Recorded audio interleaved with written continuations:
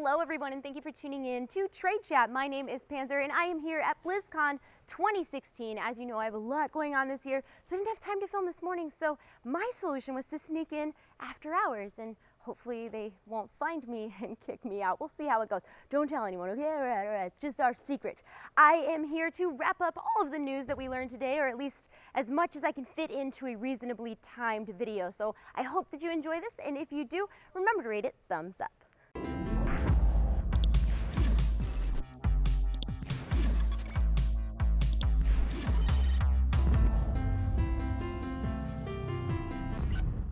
Of course, as you have likely heard by now, unless you live under a rock, which I don't judge. If that's your thing, that's your thing. Sombra has been confirmed, as a lot of people thought she would. She hacked BlizzCon, and we found out that, of course, she is a hacker with abilities that allow her to hack other heroes' abilities, and that's the trollest thing of all time. She can also do stealth things and translocative things. We also found out about new 1v1 and 3v3 modes, an arena mode, as well as a new map called Oasis. The most exciting part of all of this is that we will see an Overwatch PTR update next week.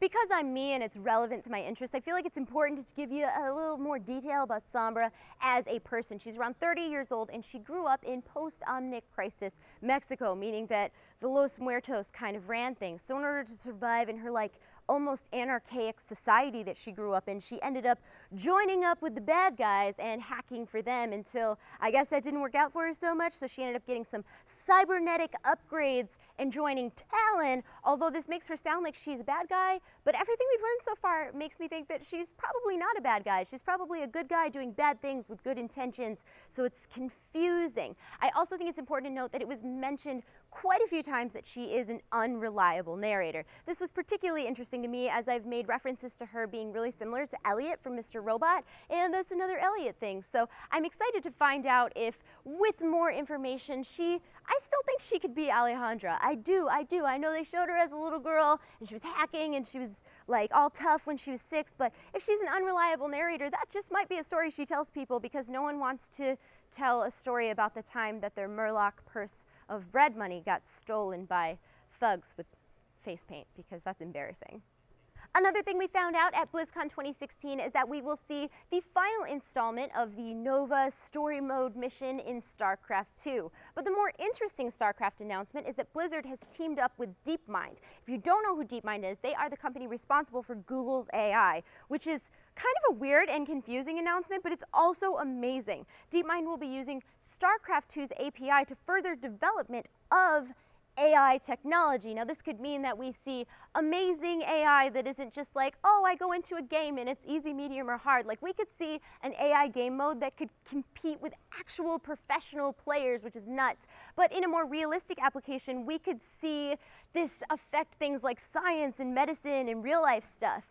Or it could cause the Omnic Crisis, because if Overwatch taught us anything, it's that if you teach AIs how to strategize in war, it's gonna be a bad time.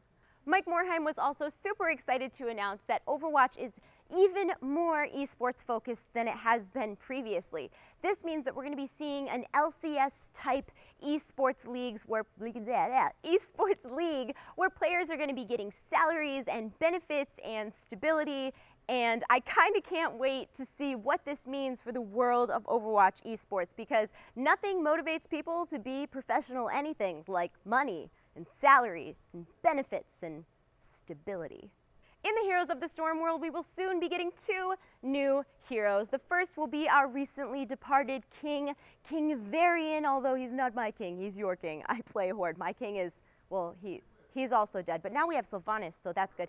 Anyways, Varian will be the first hero in Heroes of the Storm who will be truly bi-roller. He will be able to be played as both a damage and a tank, and through different talent choices, you will be able to spec him and play him in 6 different ways, making him a hero that could really be played to suit anyone's personal preferences. The second hero will be Ragnaros, the Fire Lord, and I don't understand how this is a thing at all because he sounds ridiculously OP to me, but he's essentially going to make you a raid boss. You will be able to take over 4 reports, whether they are intact or whether they've been destroyed, and you'll throw fire at people and do murderous things, take out waves of minions. I don't know. All I know is he doesn't have legs. He's not that version of Ragnaros. Don't get your hopes up. In other Heroes of the Storm news, on November 5th, players will be able to earn the Oni Genji skin by partnering up with their friends and playing Heroes of the Storm, because that cross-promotion, yo.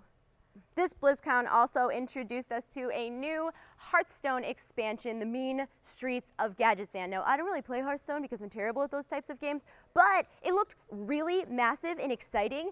And all I could think of was, does this mean that we are going to be getting a revamped Gadgetzan in WoW? Because I hope so. As far as Diablo goes, I told you guys we would be getting a huge announcement this year in the form of Diablo 1 in Diablo 3, but with Diablo 1 like nostalgic graphics and audio, which is kind of awesome, particularly if you played back in the 90s when Diablo first came out. We're also going to be getting the return of the Necromancer, and people are freaking out. This looks so amazing. As far as Diablo stuff now, we will soon be able to easily swap between gear and builds so that we can try out multiple things without having to do all the work, because that's the biggest pain in the ass ever. They could have just announced that thing and I would have been totally happy with it. So yeah, GG Blizz, GG. So remember when I said I snuck in and I was really hoping they didn't kick me out? I got kicked out, so we're here now. And of course, what you guys care about, or at least what I care about, is the World of Warcraft stuff. And we found out quite a bit this BlizzCon, considering we obviously didn't get an expansion. First and foremost, we will very soon be getting patch 7.1.5, which is considered a small patch, which sounds bad, but apparently 7.1 was only a medium patch, and that was kind of big, so I'm not too worried, and I have a ton of information for you guys about what 7.1.5 will be bringing. What was kind of exciting about this announcement, aside from the actual content of the patch, is that things like this 7.1.5, these half patches, these small patches, are going to ensure that we're getting content more regularly, because if a medium patch or a big patch has a bunch of things and it's ready to go, but like one or two things aren't quite ready yet, they're just going to hang on to those one or two things and then deploy a small patch later with the big or medium patch coming out on time. So this is a really win-win situation. 7.1.5 itself is going to bring us a ton of cool new stuff, including these new mini holidays that are going to last like between a few days or one day and a week.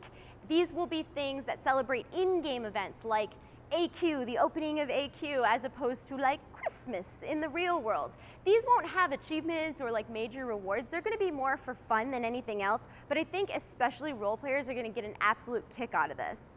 7.1.5 will also be bringing Mists of Pandaria Time Walking and the return of the Brawlers Guild. There'll be some new multiplayer options for all of you guys who don't like solo stuff, or if you're bored, I don't know what you do with your life. There'll also be new rewards, including shirts and the Rockspine Basilisk.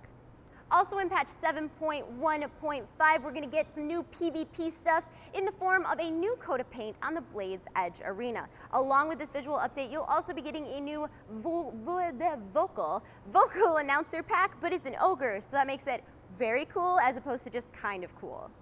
Of course, we'll also get the normal stuff like class stuff and stat stuff and boring stuff like that, like every patch stuff. Believe it or not, we're already getting information about patch 7.2, which is obviously going to come after patch 7.1.5 because that's how numbers work. I assume patch 7.2 is either going to be a medium or a big patch, because with it we're getting a new 9-boss raid, the Tomb of Sargeras, as well as a new dungeon, the Cathedral of Eternal Light. Now, dungeons that we already have in game now are going to get some updates in both loot and difficulty. We're also going to see a new rep, new order hall quests, as well as a bunch of other stuff. All of you fans of artifacts will be happy to know that in 7.2 we're getting a bunch of updates to artifacts, including further artifact progression, new golden traits, and a bunch of new appearances. PvP will also be seeing some updates in patch 7.2. In addition to a brand new PvP season, we'll also be seeing a whole new game mode. It's like an arena brawl where there's time-limited game modes that are mostly for fun and participation. They're more casual, and they're meant to get people in there and participating who may be more intimidated by things like battlegrounds or arenas. I am particularly excited for this because I am not very good at PvP, but I really want an artifact skin that is unlocked via honor, talents, and prestiging and whatnot, and I've unlocked like 3 so far, so yeah, I'm excited about that. And of course, the thing that everybody is freaking out about is that we have confirmation that in 7.2, we will be able to fly once again. After doing one last leg of Legion Pathfinder, which will be added in patch 7.2, we will be able to fly, and the ability to fly will be unlocked account-wide. More exciting, every single class is going to get their own class flying mount. And before I wrap all of that up, I do want to mention that we also found out this BlizzCon that after patch 7.2, it's not over. We're going to be going to Argus, which is the home of the Legion. And like, honestly, kind of a place I don't want to go at all. Not in game. I'm sure it's going to be fun in game, but where demons and hell and alien demons come from, no. No, thank you. So guys, that about wraps up my recap of everything that's happened so far at BlizzCon 2016. Of course, I will have more information as soon as probably I get home because I'm ridiculously busy. I literally, like, there is a Blizzard employee that is being held hostage holding my camera. Say hi.